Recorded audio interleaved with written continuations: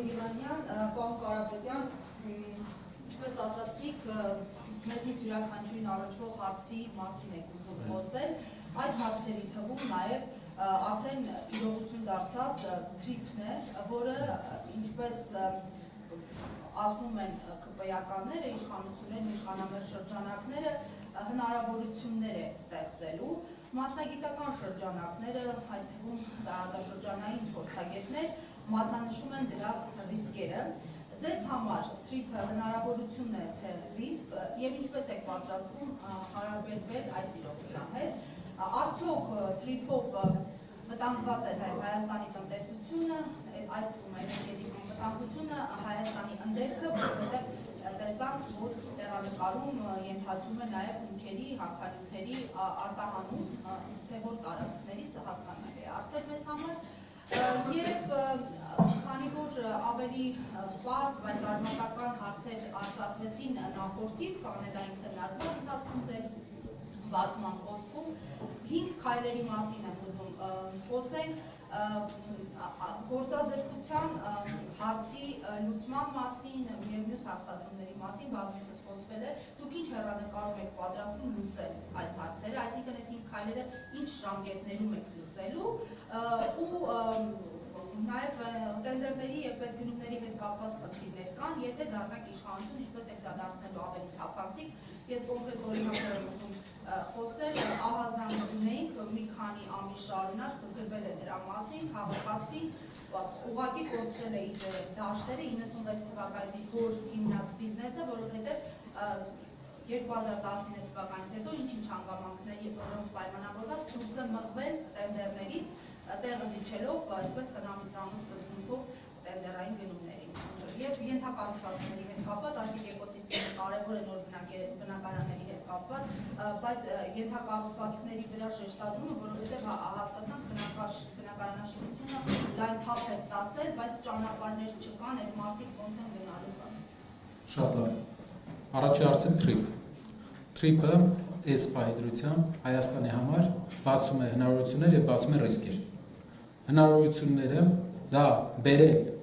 երրորդ կողմին Ամերիկայի Միացյալ Նահանգներին դեպի երաշխավորի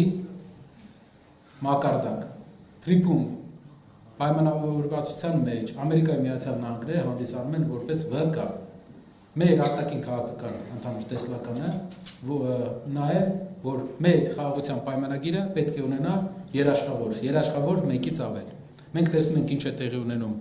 այն երկրների հետ, այն տարածաշրջանի հետ, ովքեր ունեն ընդամենը մեկ երաշխավոր կամ չունեն երաշխավոր։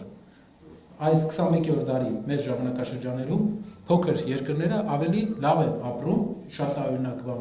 կարող եմ ասել, միշտ պատմական են մեծ երկրներն են ավելի հարուստ եղել։ Բայց 21-րդ դարի մեր ժամանակաշրջանում փոքր երկրները ավելի սկսել են լավ ապրել, քանի որ կառավարությունները ավելի ակտիվ են, դինամիկ են։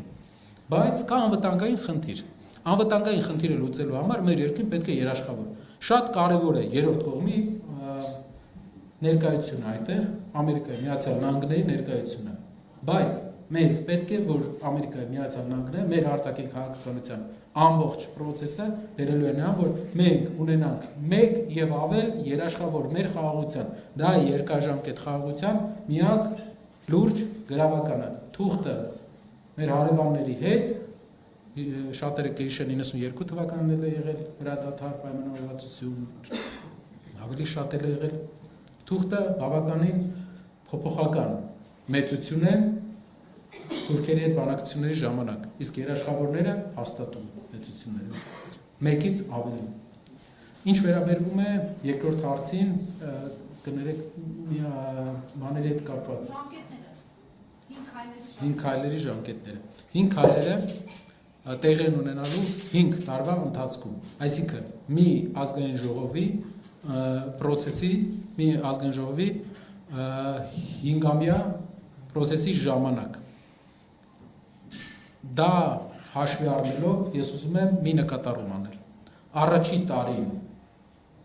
իշխանության փոփոխության լինելու է այս process-ների պատրաստման տարին։ Երկրորդ տարվանից զգացվելու է լուրջ փոփոխություններ, երրորդ տարվանից մենք առերեսվելու ենք պտուղների հետ։ լինելու են հարյուրավոր ներդրումային ծրագրերի մշակում, էկոնոմիկայի նախարարությունը ուղղակի ամեն շրջանի համար Հայաստանի ներդրումային ծրագիր է մշակելու եւ ներդրողներ պետական աջակցություն դրսի ֆինանսավորում համակցությամբ երկիր մտնելու է աննախադեպ քանակի ներդրման միջոց, որը մինչև այս խոստվածի պես չի, որ մտնելու է։ Մենք ցույց տվեցինք ճանապարհը, մենք ցույց տվեցինք չինական արտահանման ընկերության 70% ֆինանսավորումը, այսինքն չինական արտահանման ընկերությունը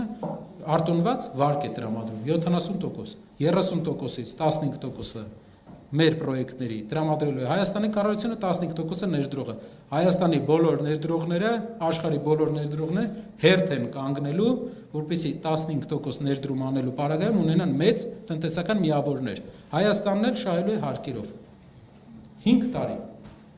քայլերի հաջորդականությունը անշարժ գույքի ուղղությամբ, իսկ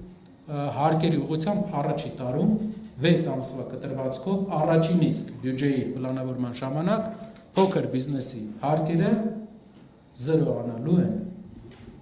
Շնորհակալություն, հաջորդել հրապարակ այդ կողմում